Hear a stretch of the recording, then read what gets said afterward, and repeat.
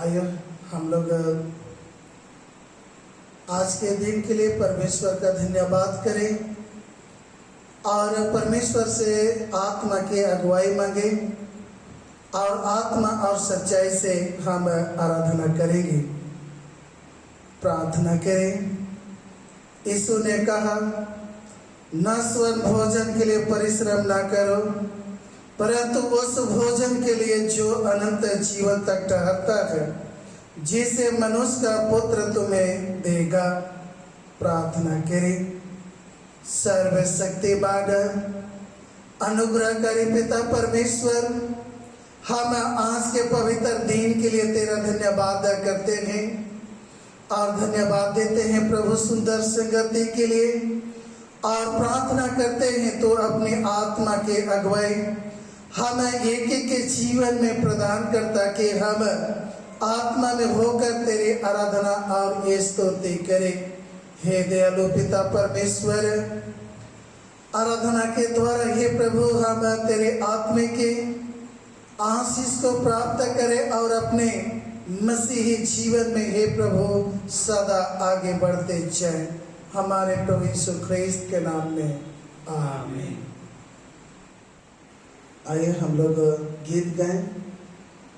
गीत number 139, him number 139।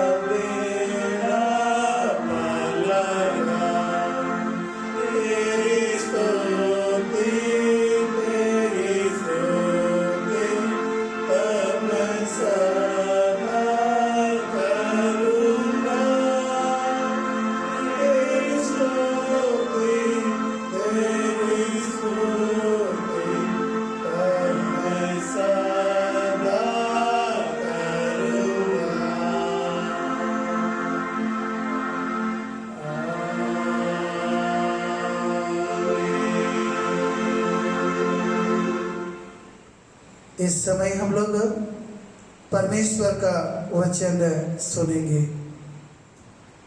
आज के लिए ठहरा गया पहला पाठ निर्गमन की पुस्तक उसका 16 अध्याय 2 पद से 7 पद, फिर 13 से 15 पद तक। निर्गमन की पुस्तक उसका 16 अध्याय 2 से 7, 13 से 15।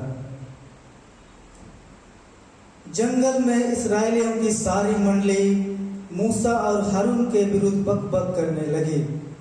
इस्राएली उनसे कहने लगे, जब हम मिस्र देश में मांस की हांडियों के पास बैठकर मनमाना भोजन करते थे, तब यदि हम यहोवा के हाथ से मार डाले भी जाते तो वह उत्तम वही था।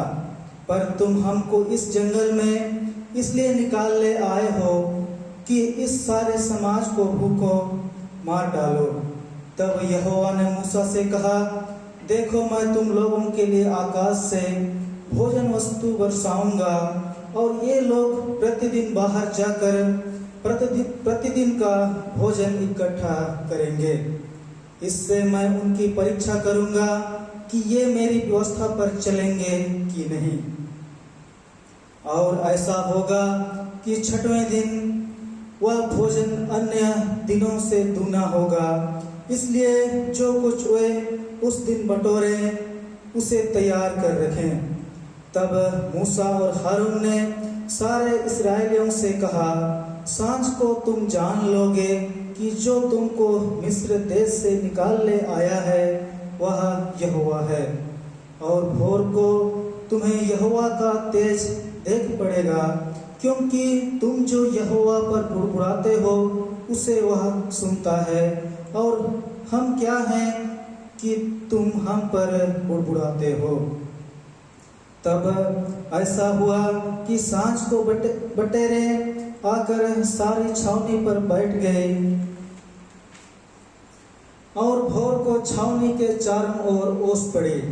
और जब ओस सूख गई तो वे क्या देखते हैं कि जंगल की भूमि पर छोटे छोटे छिलके पाले के किनकों के समान पड़े हैं। यह देखकर इस्राएली जो ना जानते थे कि यह क्या वस्तु है, वे आपस में कहने लगे, यह तो मन्ना है। तब मूसा ने उनसे कहा, यह वही भोजन वस्तु है जिसे यहोवा तुम्हें खाने के लिए देता है। यह परमेश्वर का वचन है। परमेश्वर का धन्यवाद हो। इस समय हम भजन संहिता सुनेंगे। भजन संहिता 105 37 से 43 तक। भजन संहिता 105 37 पद से 43 पद तक। इसे हम बारी बारी से पढ़ेंगे। तब वह इस्राएल को सोना चांदी दिलाकर निकाल लाया और उनमें से कोई निर्बल न था। उनके जाने से मिस्री आनंदित हुए, क्योंकि उनका डर उनमें समा गया था। उसने छाया के लिए बादल फैलाया और रात को प्रकाश देने के लिए आग प्रकट की। उन्होंने मांगा, तब उसने बटेरे पहुंचाई और उनको स्वर्गीय भोजन से तृप्त किया। उसने चट्टान फाड़ी, तब पानी बह निकला और निर्जल भूमि पर नदी बहने लगी। क्योंकि उसने अपने पवित्र वचन और अपने दास अब्राहम को स्मरण किया। वह अपनी प्रजा को हर्षित करके और अपने चुने हुओं से जय जयकार करा के निकाल लाया। पिता की, पुत्र की और पवित्र आत्मा की महिमा हो, जैसे आदि में थी, अब है और सदा और युगानुयुग होती रहेगी। आमीन। आज के लिए ठहराया गया दूसरा पाठ इब्रानियों के नाम पत्री उसका 3 अध्याय 1 पद से 6 पद तक। इब्रानियों के नाम पत्री 3 अध्याय 1 से 6 पद तक। इसलिए हे पवित्र भाइयों, तुम जो स्वर्गीय बुलाहट में भागी हो, उस प्रेरित और महायाजक यीशु पर जिसे हम अंगीकार करते हैं ध्यान करो। वह अपने नियुक्त करने वाले के लिए विश्वास योग्य था, जैसा मूसा भी परमेश्वर के सारे घर में था। क्योंकि यीशु मूसा से इतना बढ़कर महिमा के योग्य समझा गया है, जितना कि घर का बनाने वाला घर से बढ़कर आदर रखता है। क्योंकि हर एक घर का कोई ना कोई बनाने वाला होता है, पर जिसने सब कुछ बनाया वह परमेश्वर है। मूसा तो परमेश्वर के सारे घर में सेवक के समान विश्वास योग्य रहा कि जिन बातों का वर्णन होने वाला था उनकी गवाही दे। परंतु मसीह पुत्र के समान परमेश्वर के घर का अधिकारी है, और उसका घर हम हैं, यदि हम साहस पर और अपनी आशा के घमंड पर अंत तक दृढ़ता से स्थिर रहें। यह परमेश्वर का वचन है। परमेश्वर का धन्यवाद हो। आइए हम लोग सुसमाचार सुनने से पहले गीत गाएंगे। गीत नंबर 189, हिम नंबर 189।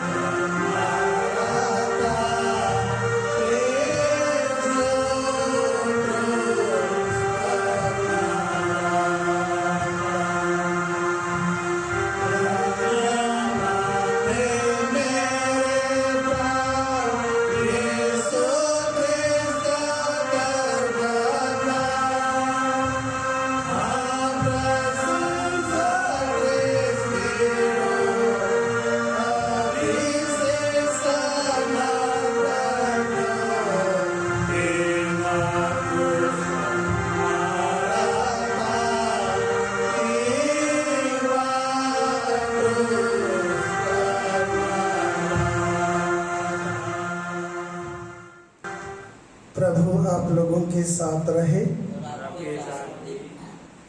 सुसमाचार पवित्र यूहन्ना रचित सुसमाचार और उसके 6वें अध्याय में लिखा है और 24वें पद से सुसमाचार आरंभ होता है। हे प्रभु यीशु ख्रिस्त तेरी महिमा हो।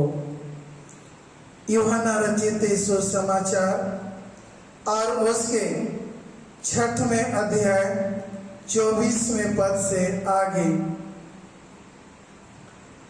इसलिए जब भीड़ ने देखा कि यहाँ ना यीशु है और ना उसके चेले, तो वे भी नाव पर चढ़ के यीशु को ढूंढते हुए कफरनहूम पहुंचे। झील के पास जब वे उससे मिले तो कहा, हे रबी, तू यहाँ कब आया?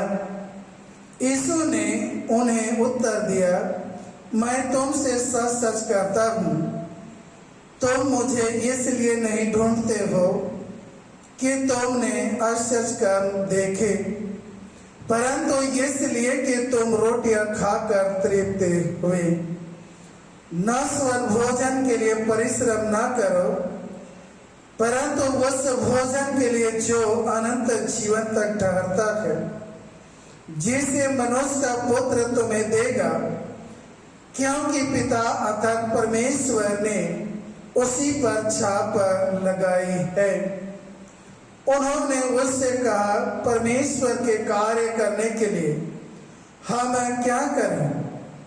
यीशु ने उन्हें उत्तर दिया, परमेश्वर का कार्य यह है कि तुम उस पर जिसे उसने भेजा है विश्वास करो।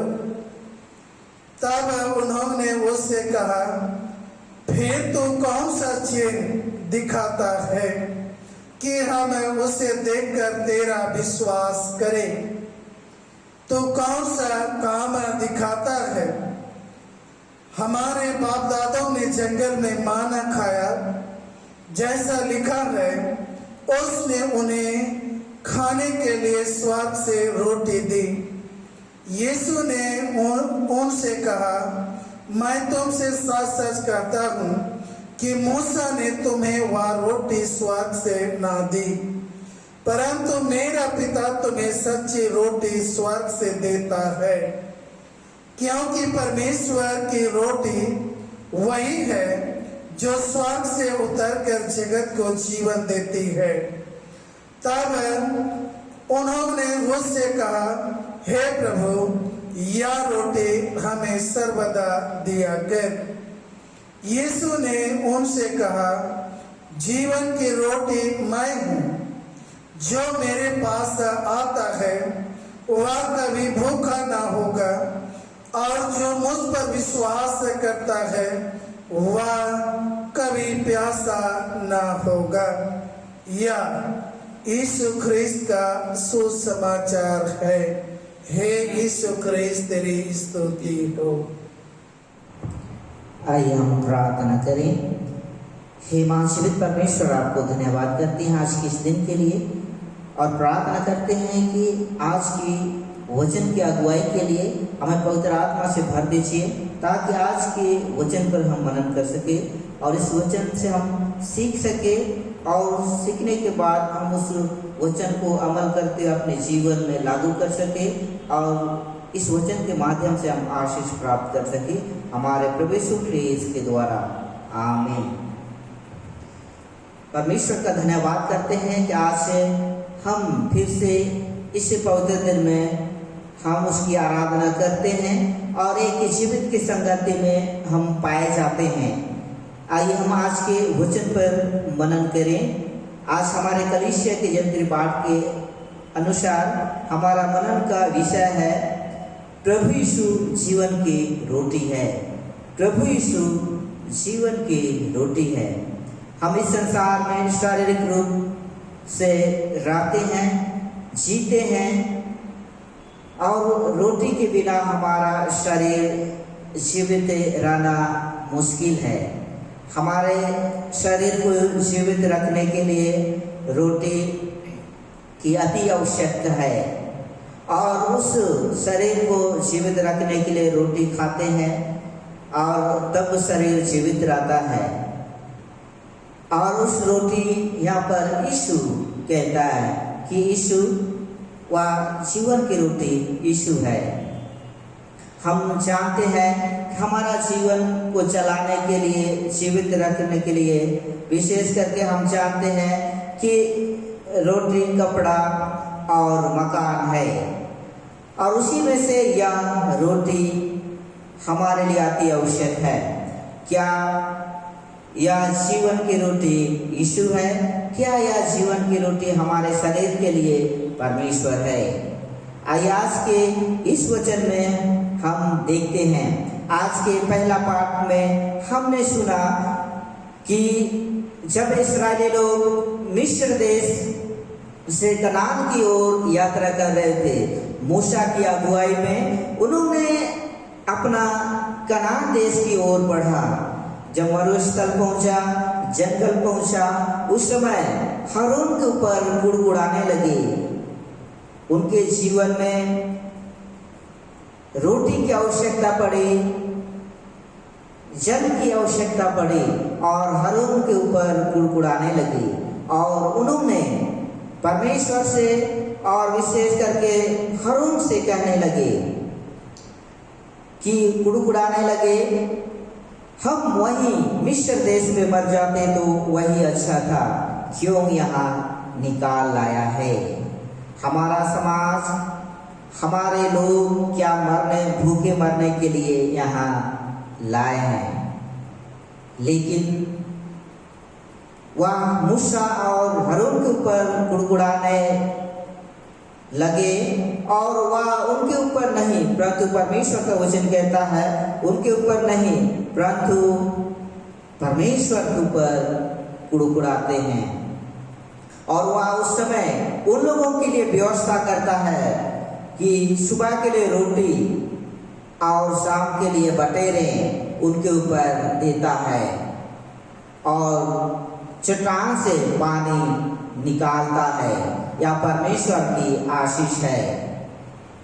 फिर भी उनके ऊपर गुड़गुड़ाने लगे, और यह मैं दूंगा रोटी और जल और बटेरे, और मैं उनकी परीक्षा करूंगा क्योंकि मेरी व्यवस्था को कितना मानते हैं, मेरी व्यवस्था को कितना मानते हैं। इस्राएलियों के जीवन में हम देखते हैं बिना मेहनत किए बस प्रतिज्ञा देश की ओर उनका काम था बढ़ना, और परमेश्वर में बने रह करके उनकी महिमा करना, और उस देश, प्रतिज्ञा देश की ओर जाना। और बिना मेहनत किए रोटी और ये बटेरे और जल मिलता था, और वह बढ़ते गया। और उस बीच में परीक्षा भी हुई, क्योंकि परमेश्वर ने कहा कि मेरी व्यवस्था पर चलते हैं या नहीं, मैं उनकी परीक्षा करूंगा। ख्रीस्त में प्रियो, जो परमेश्वर ने सबों को अपने समानता और स्वरूप में बनाया, और हम मनुष्यों को जीवित रखने के लिए हमारे इस संसार में ये भोजन वस्तु का भी सृष्टि किया, और उसी से हम जीवित रहते हैं। इसलिए ख्रीस्त में प्रियो, हम अपने जीवन को जीवित रखने के लिए भोजन की तलाश में रहते हैं कि कहाँ से मिलेगी, और हम खाएंगे तो हमारा शरीर जीवित रहेगा। क्योंकि परमेश्वर ने उन लोगों को ऐसा आशीष दिया, बिना मेहनत किए लोगों के ऊपर भोजन का प्रबंध किया। सिर्फ उनका काम है परमेश्वर के अनुसार चलना, उनकी सेवा करना और महिमा करना, लेकिन फिर भी उन्होंने भूल गए। ख्रीस्त में प्रियो, क्या हमारे जीवन में ऐसा तो नहीं कि हम सब कुछ पाते हुए फिर परमेश्वर के ऊपर अपना गुड़गुड़ाना और गुड़गुड़ाना दिखाते हैं? ऐसा ना हो हमारे जीवन में, क्योंकि हमारे जीवन में सब कुछ हम सबों को परमेश्वर देता है और वह परीक्षा के रूप में भी हमारे जीवन में परीक्षा करता है, जैसा इस्राएलियों के जीवन में किया। उन्होंने इस भजनकार भी यही लिखते हैं आज के भजन संहिता में 105 का 41, 40 और 41 पद में उन्होंने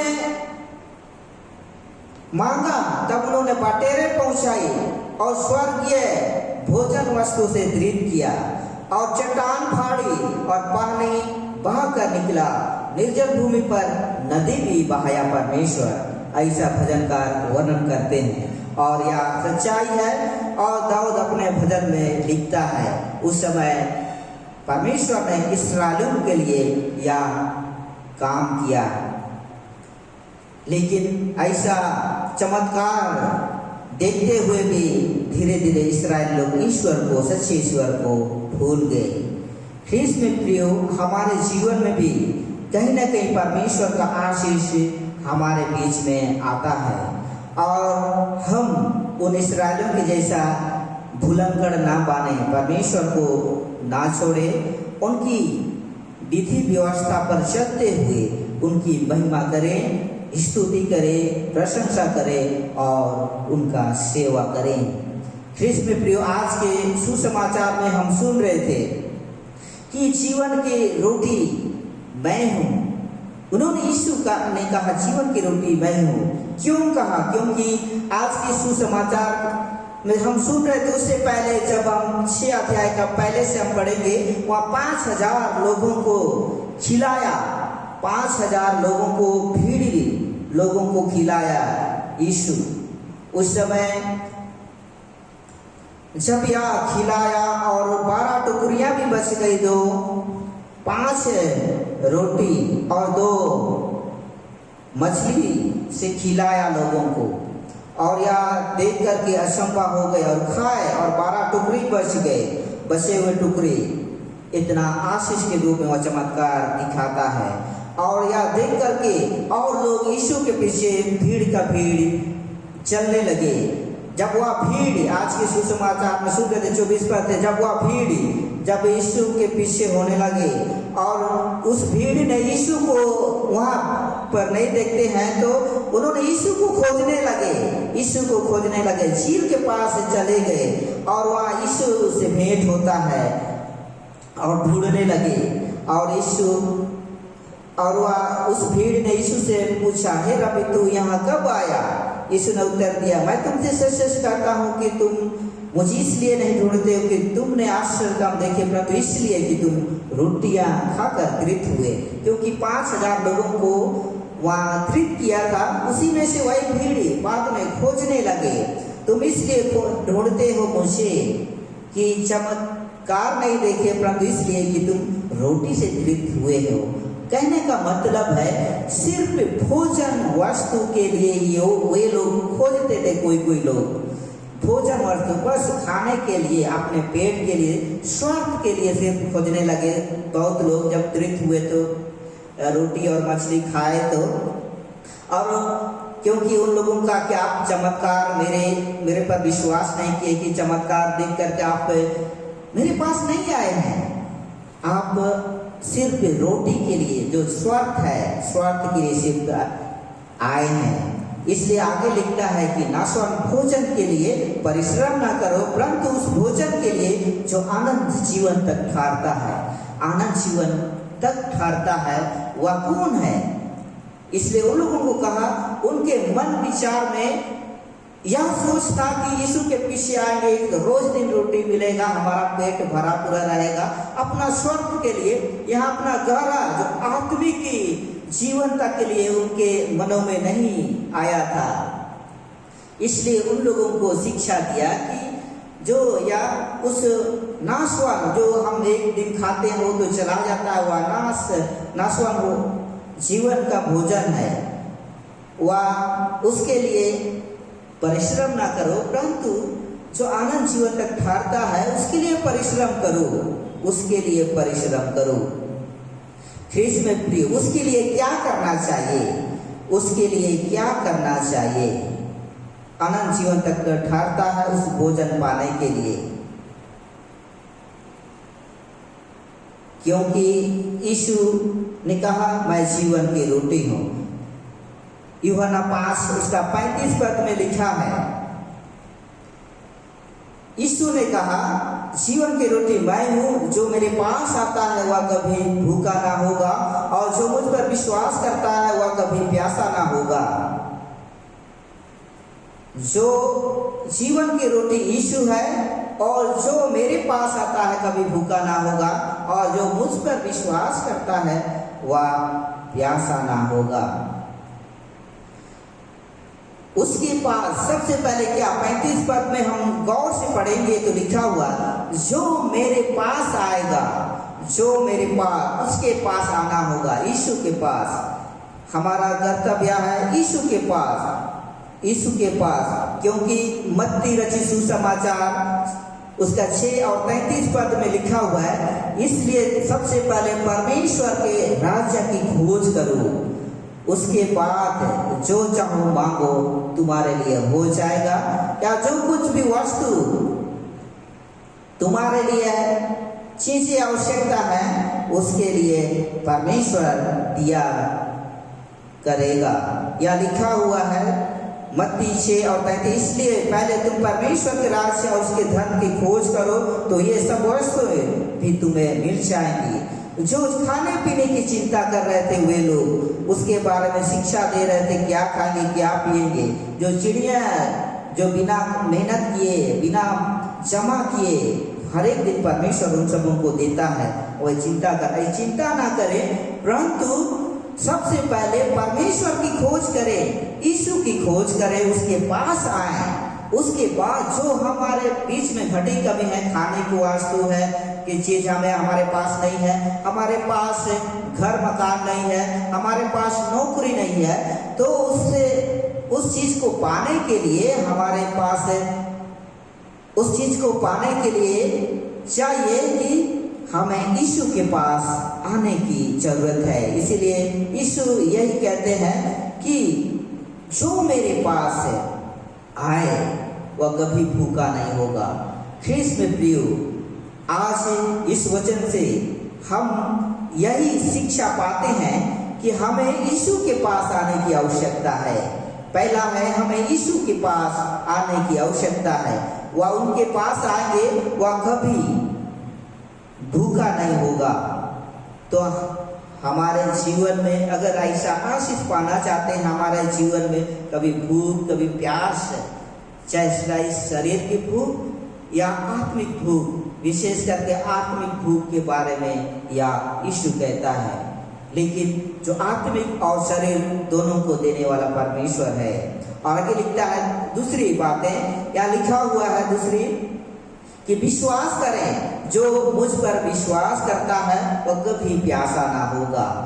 उस पर विश्वास करें, क्योंकि वे लोग चमत्कार पर विश्वास नहीं, बहुत लोग तो विश्वास किए और विश्वास के साथ उनके पीछे हो लेते थे, लेकिन जो लोग बिना विश्वास किए सिर्फ अपना स्वार्थ के लिए बस पेट भरना चाहिए, आज वहाँ जाएंगे यीशु के साथ, खाना मिलेगा, भोजन मिलेगा, अपना हो गया, लेकिन आत्मिक जीवन तक के लिए वे लोग नहीं विश्वास किए थे।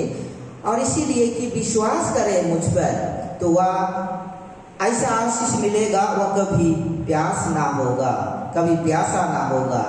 इसलिए ख्रीस्त में प्रियो, अगर हमारे जीवन में चाहे आत्मिक प्यार, आत्मिक जीवन के आशीष के बारे में या शारीरिक जीवन की हम देखते हैं तो हमारा प्यासा कभी नहीं होगा, हमें प्यासा नहीं होगा, हमें प्यासा नहीं होगा। इसलिए यीशु पर विश्वास करें, और वह एक जीवन की रोटी है, क्योंकि आगे लिखता है इसी अध्याय में हम पढ़ेंगे, वह जो मेरा मांस खाता है और जो मेरा लहू पीता है अनंत जीवन उसी का है, जो अनंत जीवन तक ले जाता है, अनंत जीवन तक ले जाता है। ना सिर्फ इस शरीर को जीवित रखता है, लेकिन अनंत जीवन तक वह यीशु ले जाता है। वह एकमात्र जीवन की रोटी वह अनंत जीवन तक ले जाता है। और वह उस मांस और रोटी को खाता है, तो रोटी को खाता और उस लहू को पीता है, तो उस वह स्थिर भी रहता है। वह विश्वास में स्थिर रहता है और बने रहता है। वह ऐसा लिखता है कि वह मुझसे खाएगा और मेरे कारण जीवित रहेगा और वह सर्वदा जीवित रहेगा। ऐसा रोटी है यीशु। जब उसका मांस और लहू खाएंगे पिएंगे, उसके माध्यम से अनंत जीवन मिलेगा और उसके मांस और लहू खाएंगे, उसमें बने रहेंगे, स्थिर रहेंगे। और जब उसका लहू पिएंगे और उसका देह खाएंगे, उसके द्वारा सदा सर्वदा जीवित रहेंगे। क्योंकि उन्होंने कहा, जो इस्राएली लोग मन्ना और बटेरे खाए वे तो मर गए, लेकिन मेरा जो लहू और मांस खाता है पीता है वह सर्वदा जीवित रहेगा। उसके लिए हमें चाहिए यीशु के पास आए और उस पर विश्वास करें और उसका देह और लहू हम खाए पिए। उसके माध्यम से हम अनंत जीवन को पा सकते हैं। उसके माध्यम से हम जीवित रहेंगे, हम कभी नहीं मरेंगे। परमेश्वर इस वचन के माध्यम से बहुत ऐसे आशीष दे। प्रार्थना करें। महाजीवित परमेश्वर, आपको धन्यवाद करते हैं आज के इस दिन के लिए। पिता परमेश्वर, आप तो जीवन की रोटी है, हमें भी सदा सर्वदा दिया कर। पिता परमेश्वर, हम तेरे पास आए और हमारे जरूरतों के अनुसार हम मांगते हमारे पूरी कर। और पिता परमेश्वर, आप ही हमारे लिए जीवन के रोटी के रूप में बनकर के रहिए और हमारे जीवन में आशीष के रूप में दीजिए, हमारे प्रभु यीशु ख्रीस्त के द्वारा। आमीन। आइए हम लोग अपने विश्वास की घोषणा प्रेरितों के विश्वास वचन के द्वारा एक साथ करें। मैं सर्वशक्तिमान पिता, स्वर्ग और पृथ्वी के सृष्टिकर्ता परमेश्वर पर विश्वास करता हूँ। मैं उसके इकलौते पुत्र हमारे प्रभु यीशु ख्रीस्त पर विश्वास करता हूँ। वह पवित्र आत्मा के सामर्थ्य से गर्भ में आया और कुंवारी मरियम से जन्मा और उसने पुन्तियुस पिलातुस के शासन में दुख भोगा। वह क्रूस पर चढ़ाया गया, मारा और गाड़ा गया और मृतकों के लोक में उतरा। तीसरे दिन वह जी उठा, वह स्वर्ग पर चढ़ गया और पिता की दाहिनी ओर विराजमान है। वह जीवितों और मृतकों का न्याय करने को फिर आएगा।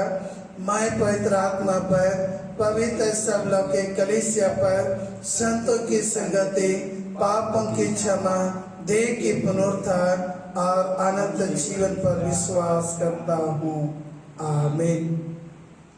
आइए हम लोग अपने भेंट दानों को परमेश्वर को अर्पित करते हुए गीत गाएं और इसी गीत के दौरान अपने भेंट को अर्पण करें। गीत नंबर 173, हिम नंबर 173।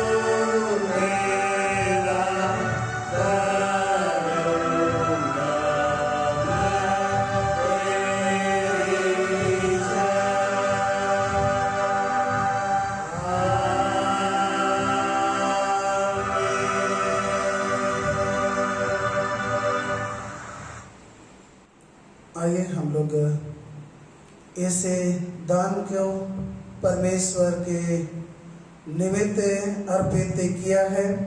दान अर्पण की प्रार्थना करें।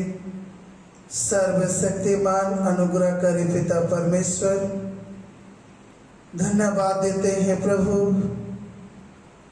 हमारे जीवन के पालन पोषण के प्रबंधन तो ही करता है। तू अपनी मुट्ठी खोलता है और हम सबों को आशीष से परिपूर्ण करता है। दयालु पिता परमेश्वर, तेरे दिए हुए संपत्ति में से हम आराधना के अवसर पर तुझे भेंट अर्पण करते हैं और दयालु पिता परमेश्वर प्रार्थना करते हैं, हमारे इस भेंट दानों को तू अपने नाम की महिमा और अपने लोगों की भलाई के लिए स्वीकार कर, हमारे प्रभु यीशु ख्रिस्त के नाम में आमीन। प्रार्थना करें। हे अनुग्रहकारी पिता, तूने हमें सिखाया है कि मनुष्य केवल रोटी ही से जीवित नहीं रहता, और तूने अपने पुत्र यीशु को सच्ची रोटी बनने के लिए भेजा जो संसार को जीवन देती है। हे पिता, हम पर दया कर और यह रोटी हमें सर्वदा दिया करता कि वह हम में जिए और हम उसमें जीते रहे। उसी के द्वारा जो तेरे और पवित्र आत्मा के साथ ये परमेश्वर और सदा जुग जीता और राज करता है। आमीन। हे परमेश्वर स्वर्गीय पिता, तूने अपने पुत्र यीशु ख्रिस्त के द्वारा पहले अपने राज और उसके धर्म के सब ढूंढने वालों से प्रतिज्ञा की है कि जो कुछ उनके पोषण के लिए आवश्यक है सो उन्हें मिलेगा। हम विनती करते हैं कि तो हमारे ये से खेती बाड़ी के समय में आय से परिमाण से जल वर्षा और धूप दे कि हम अपने सुख और तेरे प्रतिष्ठा के लिए भूमि के उपज को प्राप्त करें और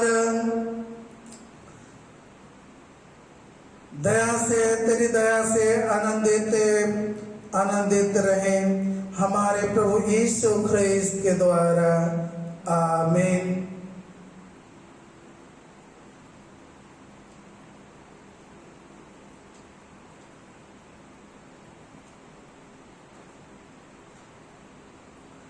हे सर्वशक्तिमान परमेश्वर, हमारे स्वर्गीय पिता, तूने अपने प्रिय पुत्र यीशु के अमूल्य लहू से एक सर्व कलीसिया अपने लिए मोल लिया है।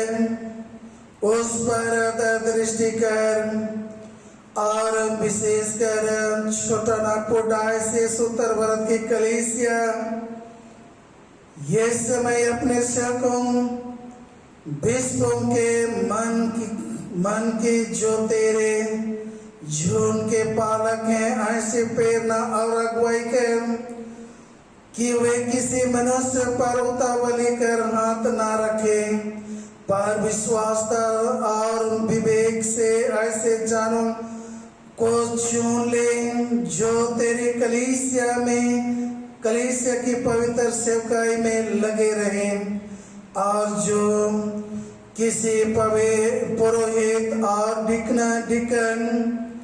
डिकनेस के कार्य पर स्थापित किए जाएंगे। उन्हें अपना अनुग्रह कर और स्वर्गीय आशीर्वाद दे कि वे अपनी चाल और शिक्षा के द्वारा तेरी महिमा के प्रचार करें और सब मनुष्यों के त्राण के लिए यत्न करें, हमारे प्रभु यीशु ख्रिस्त के द्वारा। आमीन। हे सर्वशक्तिमान परमेश्वर, जगत पर दया दृष्टि कर, जैसे तूने अपने प्रिय पुत्र यीशु ख्रिस्त के लहू के द्वारा जगत को छुड़ा लिया है और जिन्हें तो बुलाता है उन सबों के मानों को उत्तेजित कर कि वे तेरी कलीसिया की पवित्र सेवकाई के लिए अपने को सौंप दे। ताकि तेरे वचन प्रचार में और तेरे पवित्र सक्रमेंटों को बांटने के लिए योग्य जनों की कमी और घटी ना हो। हमारे प्रभु यीशु ख्रिस्त के द्वारा, आमीन। हे सर्वशक्तिमान पिता, जीवन और आरोग्यता के दाता, हम विनती करते हैं सब रोगियों पर दृष्टि कर, विशेष